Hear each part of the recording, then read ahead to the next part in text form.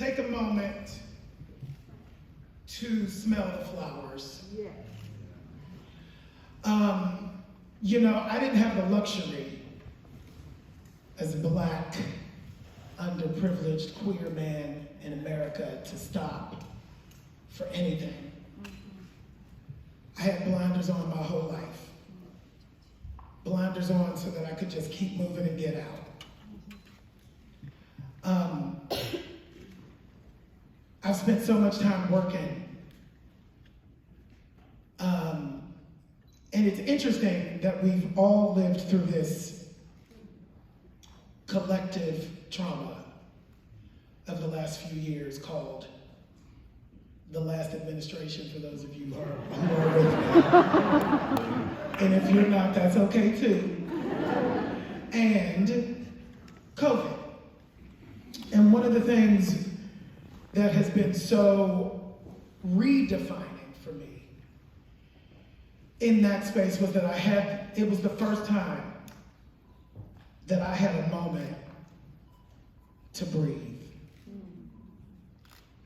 The whole world shut down so I could save myself, so that I could heal my trauma and my grief, so that I could heal my marriage, so that I could stand before you today, grounded and present, and refortified for the fight that is ahead of us. We got to talk about it now, y'all. I can't stand up here, and I'm not going to give y'all my whole speech for tomorrow, because I wrote that shit for real, y'all. Come on tomorrow, honey. Come on tomorrow. I'm not going to give all of that to y'all tonight. But what I will say is it's time for truth, right? The Bible says, and the truth shall set you free. The truth is under attack. And nobody is going to save us from ourselves but ourselves. Y'all hear me? Right? Don't let anybody tell you that what you do is unimportant. Don't let anybody ever say it. And they try to do it all the time. Your opinion doesn't matter because you're an actor. Your opinion doesn't count because you're a prostitute. Yeah, all the time. Do not accept that. Do not receive it. And I'm trying to find this quote that I just saved from Toni Morrison, because I found it during the pandemic. And it has really, really, hold on just 1 second. I did it outside. I did the whole thing outside. Okay. Take your time, Billy. I'm going to... Okay. You know, because I didn't find out yesterday that I was supposed to talk here until yesterday. I was working on the big speech. I didn't even remember. Listen, okay, now, this is what happened. Because I know there's separate speeches and there's separate departments. And so I remember having the drama, and I was writing my speech for the drama department. Come to find out last night, I'm the keynote address tomorrow.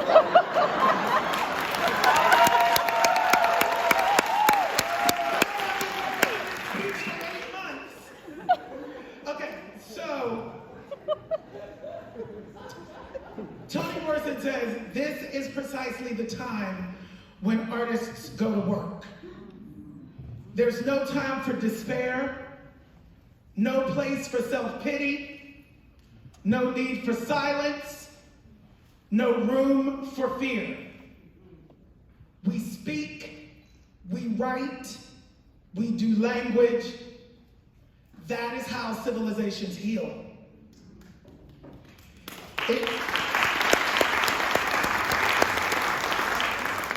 Y'all coming tomorrow, right? Y'all coming tomorrow. Everybody's coming tomorrow, right? So I'm not gonna blow my mind tonight. I got a lot of stuff to say. I'm gonna try not to cuss tomorrow. You know I work blue. That's an old school term for cussing.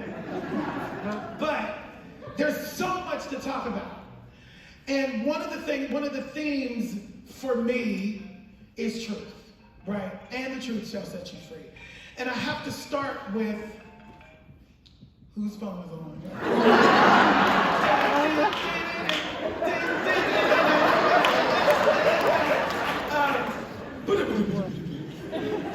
So I want to talk about my time here at Carnegie Mellon, first and foremost, because it was fraught. It was not the most pleasant time in my life. I need to say that out loud, because I need y'all to understand. It's okay. It's okay.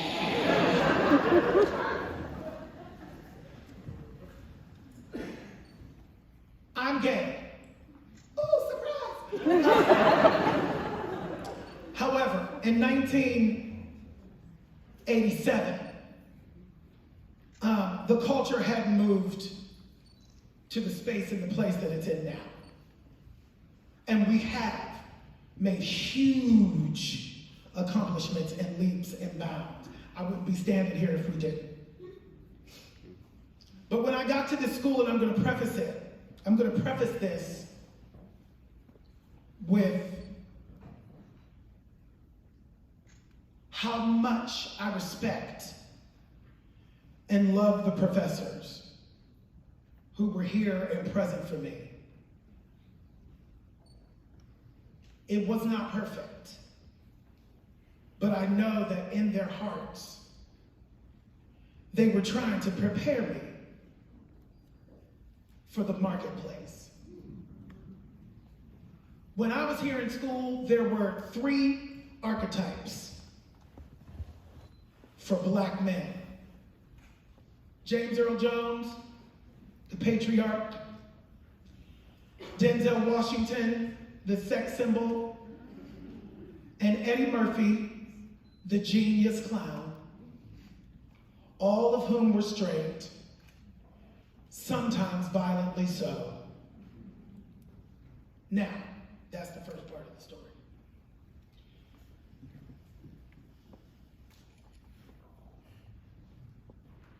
When I reached the second semester of my sophomore year, the end of the first semester of my sophomore year.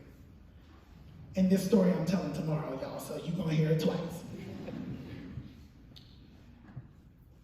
I received a letter in the mail at the end of the semester where I was on final probation, and I confronted the voice and speech teacher, who proceeded to tell me that my voice was too high for the American stage and I would never work. And the recommendation was I leave the program. It was a cut system back then. We don't do that no more. In retrospect, I understand that that was homophobia. Translation, you're a queen. That's not gonna work. Everybody told me my queerness would be my liability, and it was for decades, till it wasn't.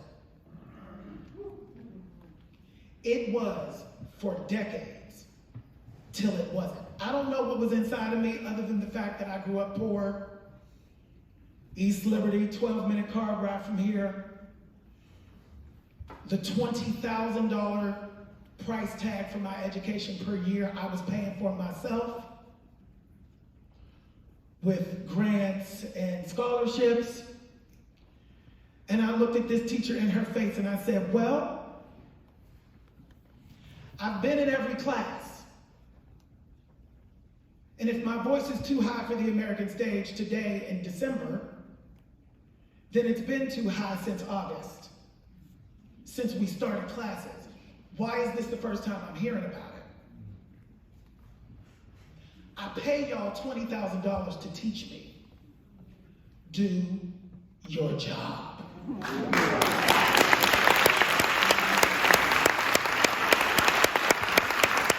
what I said. And they did. And they did. You know, there is good and there's complicated in everything. I tell that story for that reason. There are so many things that you have learned here at this school, fraught or not, that will be the wind beneath your wings for the rest of your life. I learned how to be an artist in this place. I learned the difference and the importance of where your focus and where your intention should be. Yeah, you know, sometimes when we're highly successful in this line of work, celebrity can happen. But that's not the reason why we do it. There is a calling on each and every one of your lives. As artists, we have the power. This is precisely the time, right? This is precisely the time. Stay strong. All right. Stay present. Yes. Stay grounded. It's Mental Health Awareness Month. Get your ass into a therapist.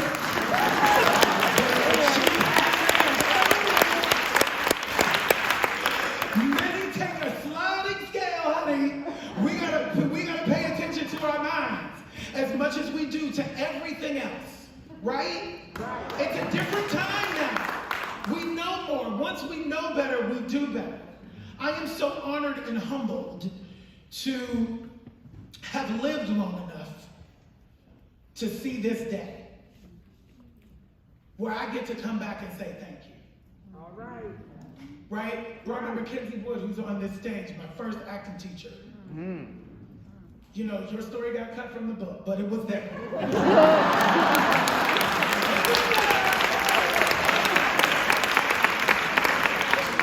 I can sing my ass off and I can dance, and I have a big personality. I didn't get into this school because I knew how to act. As a matter of fact, my drama teacher, who was a voice and speech teacher here, Peggy Hughes, Russ Landry, she was my high school drama teacher at the Pittsburgh High School for the Creative Performing Arts, and she yanked me into the office when she heard I was just going to go to New York. And she said, "Billy, you're going to Carnegie Mellon. You're the greatest singer alive. You dance like a dream, and every time you open up your mouth, it's a disaster." And she was right. And when I got here to school, like, you know, because you come from, everybody who comes to Carnegie Mellon is like the greatest of wherever they were. And then you come into this space, and everybody's great. Everybody's the greatest from where they were. And you realize how big of a fish you were in a very tiny pond. Barbara Mackenzie Wood took so much care with me. I didn't understand nothing. And she literally held me in the palm of her hands and taught me what it meant to be grounded, to go moment to moment, to believe in myself, to understand how to look at another person across the stage from me and be locked in with them. All of the things that I did, it's you. It's you. That was the start. And then I got the scary one. Tony McCain was the scary one, y'all. He was the white straight man that all the queens were afraid of. I was scared to be in that class, honey. They were already on my case. I was like, ooh, I'm never gonna be straight enough for this man.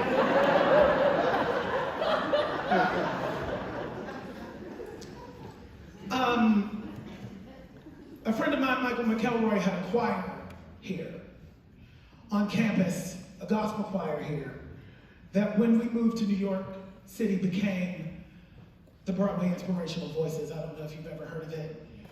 25 years and going. won the special Tony Award 2 years ago, I think, 1 or 2 years ago. And we would do gospel concerts, a fall concert and a spring concert every year. And it was extracurricular. People would come or not. So I had a big solo. You know, it was like 7 minutes of me singing before the choir even came in. A storytelling gospel song, if you all know what that means, called When Sunday Comes. So, I sang, I slayed. It was amazing. And I get to class the next day, and I don't know if I've ever told you this story, Tony, but I get to class the next day, and it's my scene. We're working on my scene. I think it was like Winter Set or something. Didn't I do Winter Set with Caroline Wood? Something like that. You remember the good stuff. I think we should also remember to remember the good stuff as much as we remember the traumatizing stuff.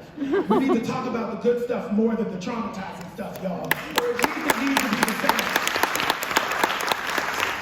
So, before I started, Tony said, I was at the concert last night. Oh, you know, because we didn't know who. He said, you know, it was wonderful. And, you know, I just want to say, whatever it is that you're doing to be connected, when you sing all that Jesus music, that's what we're talking about in here.